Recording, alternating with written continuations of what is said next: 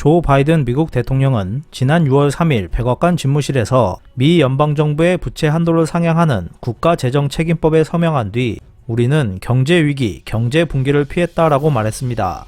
대통령 집무실 연설은 보통 전쟁, 자연재해 같은 대규모 위기 때 이루어지지만 바이든은 부채 31조 4천억 달러를 짊어진 미국 정부의 디폴트를 큰 위기에 빗대어 이를 미연에 방지했음을 자찬한 듯한 모습을 보여주었습니다. 골드만삭스는 지난 6월 6일 채무상환에 관한 초당적 합의에 따라 미국 경제가 향후 12개월 이내에 경기 침체에 빠질 확률을 25%로 낮췄습니다. 위기는 지났다라는 낙관론이 나오고 있는 한편 미 연방 채무상한의 적용을 정지하는 법률의 성립에 따라 미 재무성이 감소한 수중 자금을 확충하기 위해 대량의 국채를 발행할 것에 대한 심각한 우려가 나오고 있습니다. 6월 5일 블룸버그는 1조 달러 이상의 미국 국채 쓰나미가 유동성을 빨아들여 모든 자산에 영향을 줄 것이라고 전했습니다. 지난해 9월 기준 6,630억 달러였던 미 재무부의 보유 현금 잔액은 6월 1일 기준 229억 달러였습니다. 이에 따라 미 재무부는 연말까지 단기 국채를 1조 4천억 달러 증가시킬 것으로 알려졌는데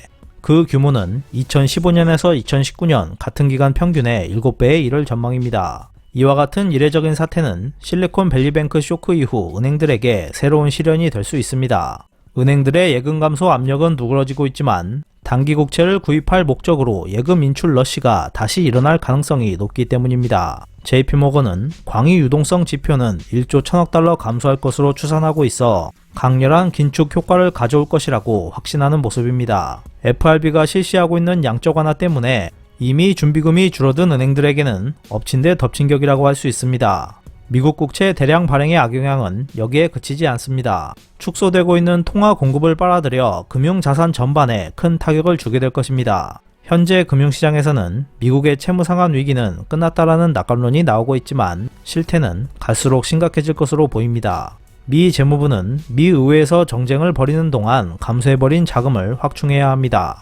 대량의 국채를 발행해 자금을 조달하는 셈인데 금융위기 우려로 예금 유출 사태에 시달려온 미국 은행에서 또다시 심각한 유동성 부족에 빠질 것이라는 우려가 나오고 있는 것입니다.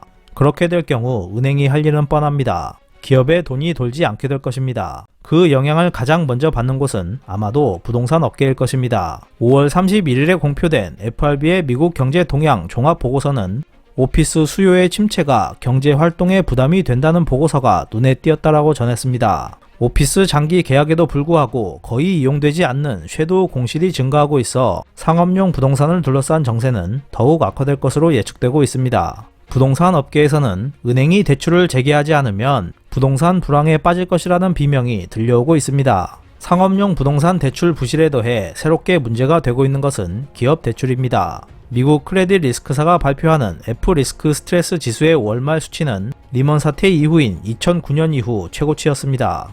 F리스크 스트레스 지수는 향후 1년 안에 도산할 확률이 높아지는 정도를 측정한 지수입니다. 도이체방크는 미 융자에 있어서 디폴트율은 사상 최고에 육박하는 수준이 된다라고 분석했습니다. 시장에서는 최저 신용등급 CCC 등급 회사채가 투매 상태로 상업부동산 대출 채권과 함께 금융시장에 스트레스를 주고 있습니다. 세계 금융센터인 미국의 유동성 부족은 국경을 넘어 파급될 가능성이 높습니다. 유럽의 상업용 부동산 가치는 최대 40% 하락할 위험이 있다는 지적이 있듯이 유럽의 부동산 거품 붕괴 우려는 미국 이상으로 심각합니다. 이 때문에 유럽 금융시장에서 부동산 기업의 채무에 경계감이 높아지고 있습니다. 유럽 부동산 기업들은 2026년까지 1,650억 달러 상당의 회사채 만기가 돌아오지만 차환을 하지 못해 도산하는 기업이 잇따를 것이라는 목소리가 높아지고 있습니다. 유럽 중앙은행은 추가 금리 인상을 할 자세이지만 한편으로 어려운 금융 환경을 배경으로 유럽권 시장에서는 유동성의 부하가 걸릴 가능성이 있다. 섀도우 뱅크로 불리는 펀드 보험사 등의 문제가 유럽 대형은행에도 파급될 수 있다고 경고했습니다. 세계 자금이 미국으로 빨려 들어가면 유럽의 금융시장은 또 다른 타격을 입게 될 것입니다.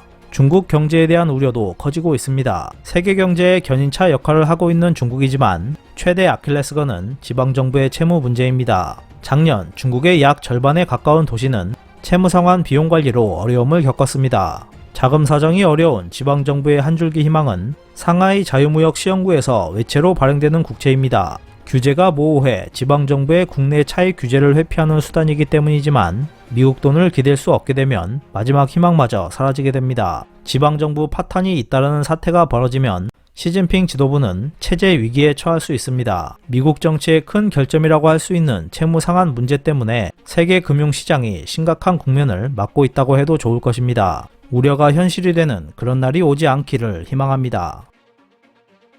이상 피커TV였습니다.